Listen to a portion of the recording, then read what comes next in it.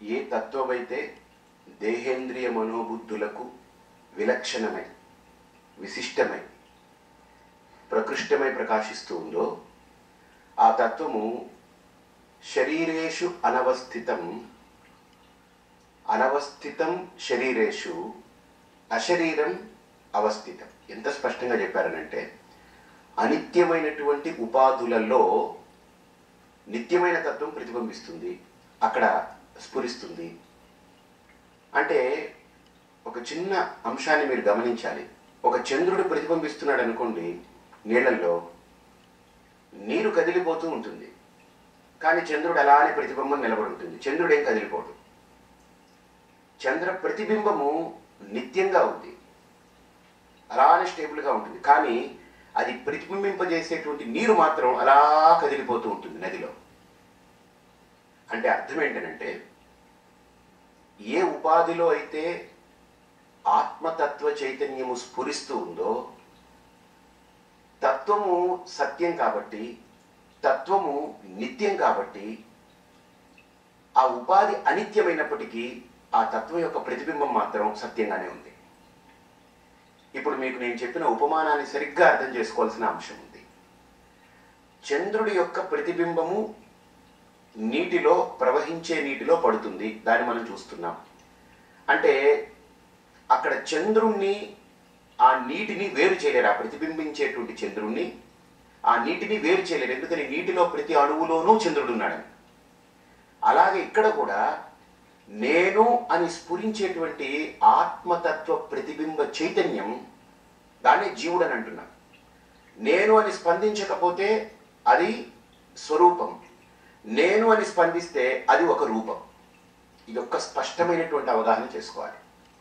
మనం చూసాం, గతంలో హాయిగా పడుకున్నటువంటి వ్యక్తి నేను అని స్పందిస్తాడు. ఆ స్పందన జీవస్వరూపం, అది జీవుడి యొక్క ప్రతిబింబం, జీవ ప్రతిబింబం అని. ఆ నేను అనే స్పందన లేకపోతే అఖండమైనటువంటి తత్వము, ఆ ఆనందము, ఆ అనుభూతి స్వరూపం. నేను అని స్పందించేది జీవం, జీవ చైతన్యం. అది ఆ ఒక్కసారి నేనని స్పందించిందని అంటే అదే ఆ నేను అని స్పందించేదే జలే చంద్రబింబవత్. ఇప్పుడు ఆ చంద్రబింబం ఎలాంటిదో నేను అని స్పందించే చైతన్యం కూడా అది ప్రతిబింబం. గుర్తుపెట్టుకోండి.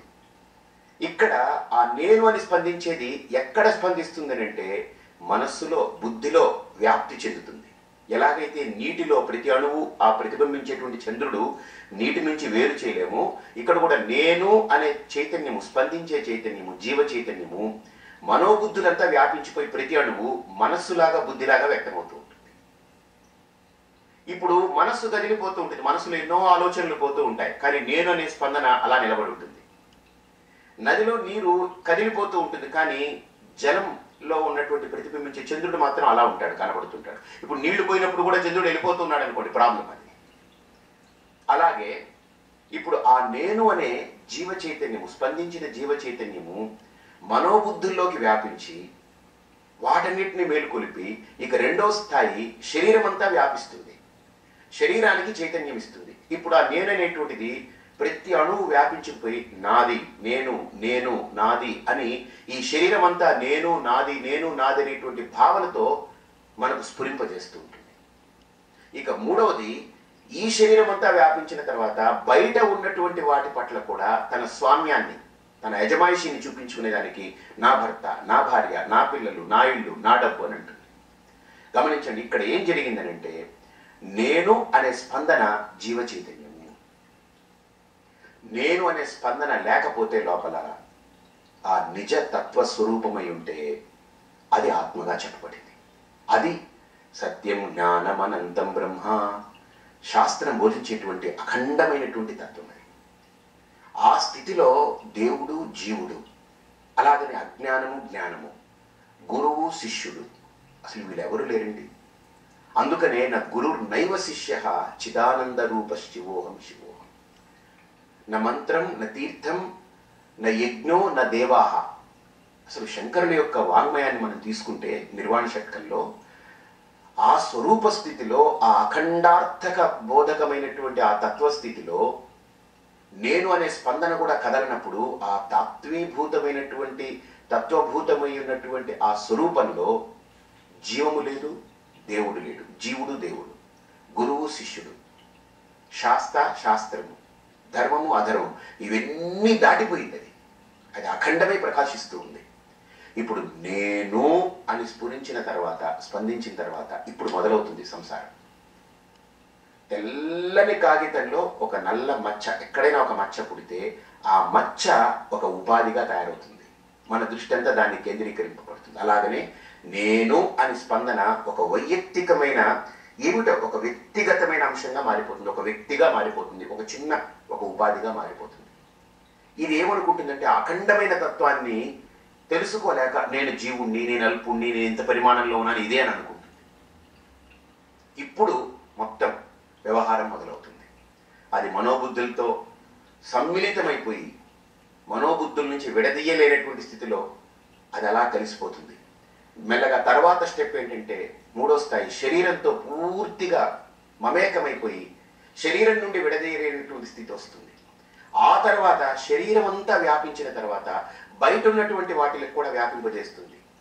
నా భార్య, నా భర్త, అందుకనే భార్యని వదిలిపెట్టి ఉండలేను, భర్తను వదిలిపెట్టి ఉండలేను, కొడుకును వదిలిపెట్టి ఉండలేను, డబ్బును వదిలిపెట్టి ఉండలేను, నా పదవిని వదిలిపెట్టి ఉండలేను, కాబట్టి నా అనుకున్నవేవి నేను వదిలిపెట్టి ఉండలేను అనేటువంటి స్థాయికి వెళ్ళిపోతుంది. కాబట్టి ఇక్కడ మనకు ఉపనిషత్తులో చాలా స్పష్టమైనటువంటి వైఖరి ఇచ్చారు. శరీరేషు అనవస్థేషు అశరీరం అవస్థితం. ఈ అనిత్యమైనటువంటి అంశాలలో ఆ నిత్యమైనటువంటిది వ్యాపించి అది కూడా అనిత్యంలా కనబడుతుంది. ఇది అర్థం చేసుకోవాలి. ఈ ఒక్క అంశం మనం అర్థం కావాలి. అనిత్యమైనటువంటి ఉపాధులు మనస్సు, బుద్ధి, అలాగనే దేహము, ఇంద్రియాలు, అవయవాలు, అలాగనే బయటవి, ఇవి ఏవి నిలబడట్లేదు, నిలకడగా లేవు, పోతున్న. అనిత్యం అని అంటే పనికి మాలిందని కాదు అర్థం. స్టేబిలిటీ లేదు, అన్నీ కదిలిపోతూ ఉన్నాయి, అన్నీ దాటిపోతూ ఉన్నాయి. ఈ కదిలిపోయే వాటిలో ఇది కదలకుండా శాశ్వతంగా నిత్యమై ఉన్నప్పటికీ కూడా ఇది దాంట్లో ప్రతిబింబించడం వల్ల దాని యొక్క మురికి, దాని యొక్క మైల, దాని యొక్క ఔపాధికమైనటువంటి గుణదోషాలన్నీ తన మీదకి కలిగి అది దానిలాగా ప్రవర్తిస్తుంది. ఇక్కడ దానినే మనకు ఒక్క చిన్న పిన్ పాయింట్ చేసి ఆయన అంటారు, మహాంతం